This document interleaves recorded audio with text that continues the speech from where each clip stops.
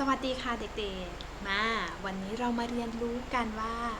วิทยาศาสตร์น่ารู้โดยคุณครูอ้อมศรีของเด็กๆนั่นเองนะคะไม่เจอกันนานเป็นยังไงบ้างคิดถึงกันไหมไม่ได้เรียนในห้องเรียนไม่ได้เรียนแบบออนไซต์แต่วันนี้เรามาเรียนแบบออนไลน์และออนแฮนด์คุณครูแจกใบงานใบกิจกรรมในแต่ละรายวิชาให้เด็กๆแล้วใช่ไหมคะวันนี้เรื่องแรกที่เราจะมาเรียนนั่นก็คือวิชาวิทยาศาสตร์มาดูกันเลยดีกว่าเนาะว่าเราจะเรียนอะไรกันบ้างว14101วิทยาศาสตร์และเทคโนโลยี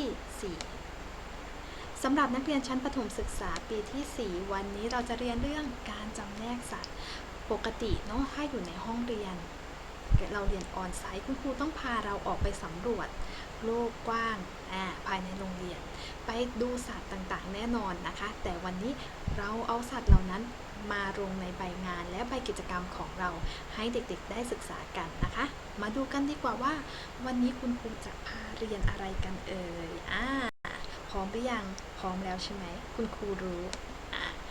นักเรียนคะเห็นภาพของสัตว์ต่างๆเราต่อไปนี้ไหมคะวันนี้คุณครูอาจจะตื่นเต้นนิดนึงนะคะผิดถูกไม่ว่ากันนะคะโอเคเนาะแล้วบอกลักษณะภายนอกของสัตว์ที่นักเรียนสังเกตเห็นแค่ลักษณะภายนอกไม่ต้องไปจินตนาการนะลูกไม่ต้องจินตนาการลึกลงไปถึงไส้ถึงพุงเขาเอาแค่สิ่งที่เราสังเกตเห็นก็พอเนาะสังเกตเห็นว่าสัตว์เหล่านี้มีอะไรบ้างที่เขามีลักษณะภายนอกแตกต่างกันแล้วเราลองมาแบ่งเขาดูซิว่าเราจะจัดกลุ่มให้เขาแต่ละตัวเนี่ยเราจะให้เขาไปอยู่กลุ่มของใครเขาควรจะอยู่กับเพื่อนตัวไหนนั่นเองนะคะสังเกตลักษณะภายนอกคุณครูสังเกตแล้วเด็กๆสังเกตเห็นหรือยังใช่ไหมคุณครูว่าคุณครูเห็นแล้วนะคะขานั่นเองการมีขาและไม่มีขาของสัตว์ต่อไปการมีปีกและไม่มีปีกของสัตว์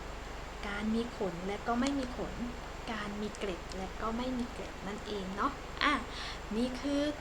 สิ่งต่างๆที่ครูแบ่งออกเป็นกลุ่มๆเหล่านี้เราเรียกว่าขออภัยค่ะเกณฑ์ในการจำแนกโดยคุณครูใช้เกณฑ์ทั้งหมด4เกณฑ์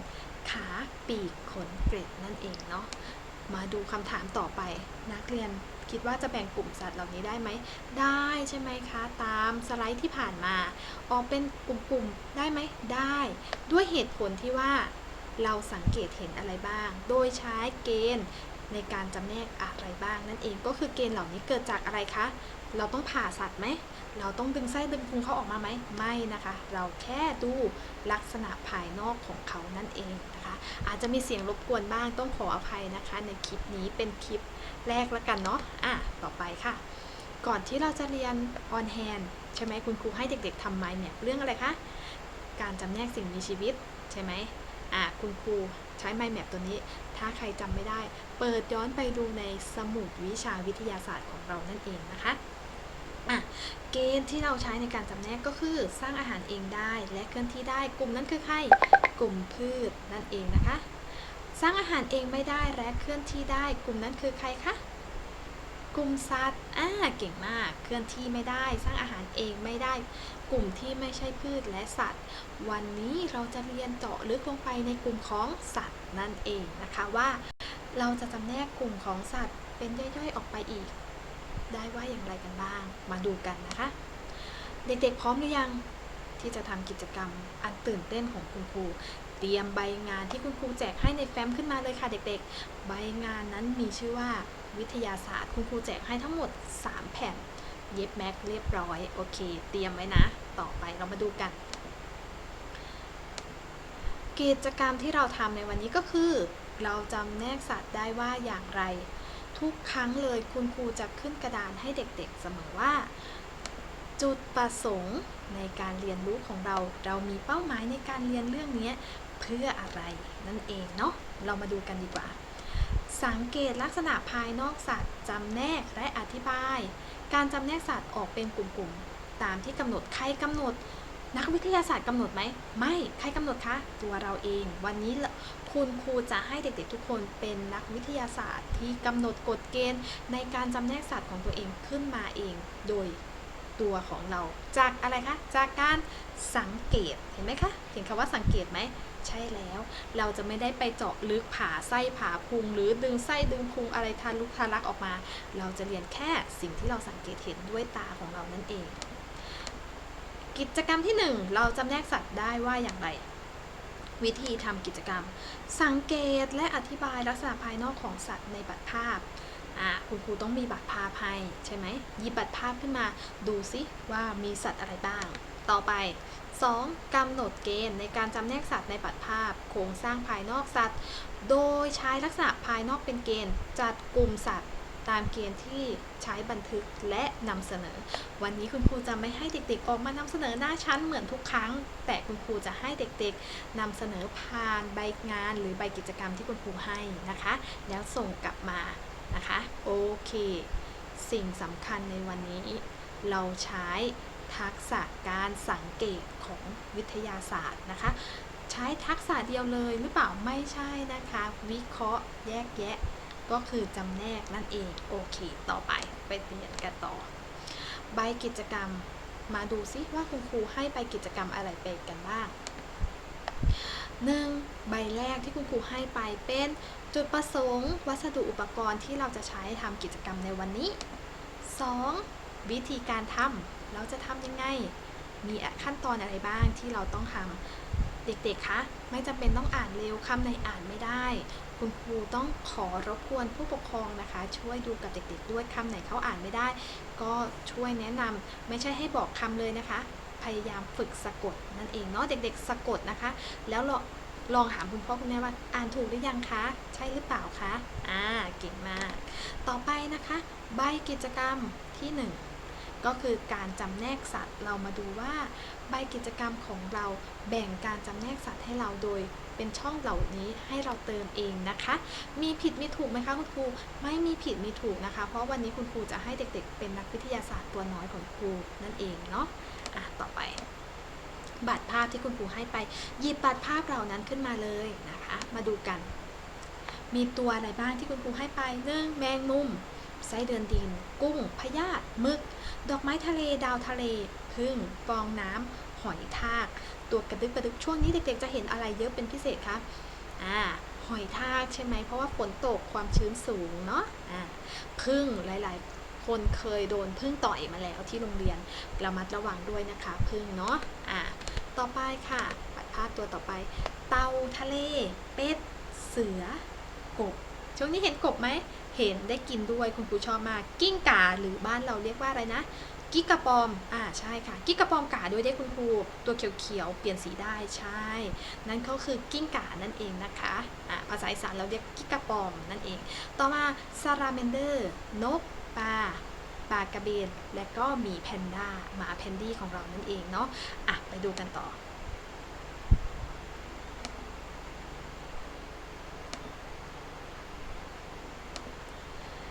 มาดู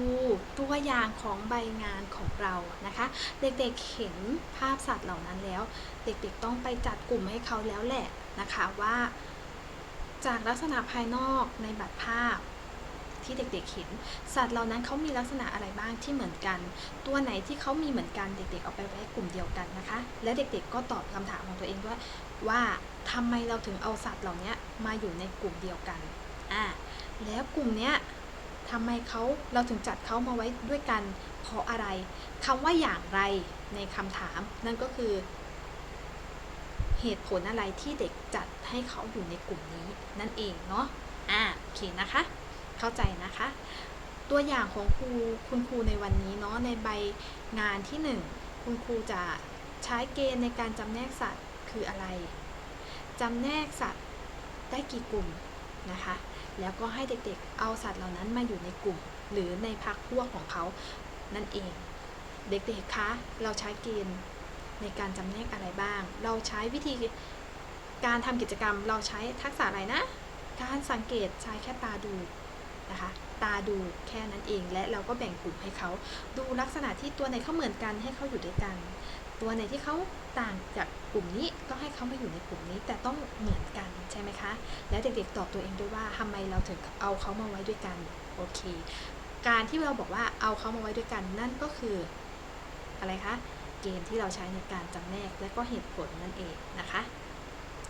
วันนี้คุณครูขอยกตัวอย่างเกณฑ์ที่คุณครูใช้ในการจำแนกสัตว์จากการที่คุณครูสังเกตได้นั่นก็คือการมีขาและไม่มีขาเด็กๆเขียนตอบลงไปนะคะใบความรู้ของค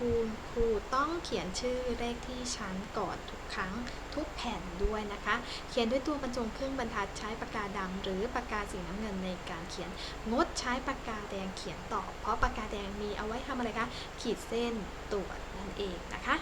จำแนกได้กี่กลุ่มเอ่ยมีขาไม่มีขาก็2กลุ่มนั่นเองนะคะก็คือกลุ่มที่มีขาและกลุ่มที่ไม่มีขานั่นเองเรามาดูตัวอย่างในการตอบใบงานของคุณครูนะคะมีขาสัตว์ที่มีขาในบัตรภาพที่คุณครูให้มีอะไรบ้างแมงมุมกุ้งผึ้งเสือกบซาลาเมนเดอร์กิ้งก่ามีแพนด้าอะไรต่างๆเหล่านี้คุณครูไม่ได้ตอบมาให้หมดเด็กๆต้องไปตอบเองเด็กๆใช้เกณฑ์เดียวกับคุณครูได้ไหมได้ใช้ต่างจากนี้ได้ไหมได้นะคะคุณครูอยากเห็นเกณฑ์ของเด็กๆที่ต่างจากคุณครูมากกว่าให้เด็กๆเขียนตามของคุณครูเนาะอิสระทางความคิดไม่มีถูกไม่มีผิดแต่เราจะมาหาข้อสรุปในการจำแนกตอนท้ายชั่วโมงกันนะคะต่อไปมีขาไม่มีขาเช่นอะไรบ้างเอ่ยไส้เดือนใช่ไหมพยาธิฟองน้ำเราเขียนลงไปเลยนะคะคุณครูอยากเห็นแนวคิดที่แตกต่างอยากเห็นไอเดียการคิดของเด็กๆนะคะโอเคเนาะหวังว่าคุณครูคงจะได้เห็นเนาะเขียนตอบใบงานนะคะให้สวยงามเนาะลูกเนาะโอเคนะคะต่อไปคุณครูใช้เกณฑ์การมีขาเป็นเกณฑ์คุณครูขอยกตัวอย่างนะคะว่าคุณครูใช้เกณฑ์อะไรบ้าง5กลุ่มที่มีขาและกลุ่มที่ไม่มีขาคุณครูแบ่งออกได้2กลุ่มดังนี้เด็กๆเขียนไหมคะว่าคุณครูจัดกลุ่มสัตว์เหล่านี้คือมีขาและไม่มีขาคุณครูใช้วิธีการยังไงคะสังเกตอย่างเดียวนะคะว่าตัวนี้เขามีขาเหมือนกันเขาควรอยู่ด้วยกันตัวนี้เขาไม่มีขาเขาก็ควรอยู่ตรงนี้โอเคเข้าใจต่อไปคุณครูขอนำเสนอสัก2เกณฑ์แล้วกันเนาะตัวต่อไปนะคะการมีปีกเป็นเกณฑ์มันก็ต้องจำแนกแล้วว่าสัตว์กลุ่มที่มีปีกและกลุ่มที่ไม่มีปีกนั่นเองมีปีกคุณครูจำแนกได้3ตัวนี้นะคะไม่มีปีกคุณครูก็แบ่งให้เขามาคุณครูใช้เกณฑ์อะไรในการจำแนกคะการมีปีกได้2กลุ่มก็คือมีปีกและไม่มีปีกสังเกตจากอะไรลักษณะภายนอกโอเคนะคะเข้าใจกันต่อไปเรามาดูกันใช้การมีขนเป็นเกณฑ์มีขนเพราะฉะนั้นต้องมี2กลุ่มมีขนและก็ไม่มีขนนั่นเองมีขนได้แก่อะไรบ้างไม่มีขนได้แก่อะไรบ้างก้มดูในบัตรภาพของตัวเองและดูว่าเด็กๆแบ่งตามหรือแบ่งเหมือนกับที่คุณครูไหมคิดเหมือนที่คุณครูคิดหรือเปล่าเนาะสรุปผลการทำกิจกรรมวันนี้คุณครูใช้เกณฑ์ในการจำแนกทั้งหมดกี่เกณฑ์คะ3เกณฑ์ใช่ไหม1การมีขาแบ่งออกได้เป็น2กลุ่มมีขาและไม่มีขา2มีปีกกลุ่มที่มีปีกและไม่มีปีกนะคะ3การมีขนและก็ไม่มีขนนั่นเองโอเควันนี้เราสรุปได้ทั้งหมด3เกณฑ์สรุปผลการทำกิจกรรมในวันนี้นะคะสัตว์แต่ละชนิดมีลักษณะภายนอกที่เหมือนและก็ต่างเพราะฉะนั้นเราก็เลยใช้เกณฑ์ของความเหมือนและความต่างตัวนี้มาจำแนกสัตว์ออกเป็นกลุ่มๆนะคะได้ตามที่เรานำเสนอไปแล้วนั่นเองคุณครูอยากให้เด็กๆจดบทสรุปตัวนี้ลงไปในใบกิจกรรมของเด็กๆด้วยนะคะเพื่อกันลืมนั่นเองนะคะหรือถ้าใครอยากดีก็คือจดลงไปในไหนคะสมุดเลยนะคะและพยายามบอกตัวเองแล้วก็พยายามจำให้ได้ว่าวันนี้เราสรุปผลกิจกรรมได้ว่าอย่างไรนะคะจบกิจกรรมไปแล้วทบทวนนะคะว่าวันนี้เราเรียนเรื่องการจำแนกสัตว์ใช่ไหมคะเราแบ่งกลุ่มสัตว์โดยเราใช้การสังเกตลักษณะภายนอกของสัตว์โดยแบ่งออกเป็นได้ทั้งหมด3กลุ่มก็คือการมีขา1การมี2การมีขน3การมีปีกนั่นเองนะคะเด็กๆทำกิจกรรมของคุณครูในวันนี้ให้เสร็จเรียบร้อยนะคะแล้วพร้อมที่จะเรียนในเนื้อหาในรายวิชาต่อไปเดี๋ยวต่อไปเราจะไปเจอกันในรายวิชาคณิตศาสตร์นั่นเองนะเดี๋ยวคุณครูจะทำคลิปตัวนี้ไว้ให้เด็กๆดูย้อนหลังได้ที่ช่อง YouTube ของคุณครูนะคะก็คือเด็ก พิมพ์เข้าไปใน YouTube เลยนะคะกดแอป YouTube ขึ้นมาหรือเข้าไปในเบราว์เซอร์ของ YouTube นะคะแล้วก็พิมพ์ว่าอ้อมศรีชนีออนไลน์จะมีคลิปตัวนี้โชว์ไว้ให้เด็กๆสามารถดูย้อนหลังได้นั่นเองนะคะโอเคค่ะวันนี้เราเจอกันแค่นี้นะคะเตรียมตัวไปรับความรู้ในวิชาต่อไปและอย่าลืมส่งใบงานกันนะคะเด็กๆทำให้เรียบร้อยด้วยโอเคนะคะบ๊ายบายวันนี้สวัสดีค่ะ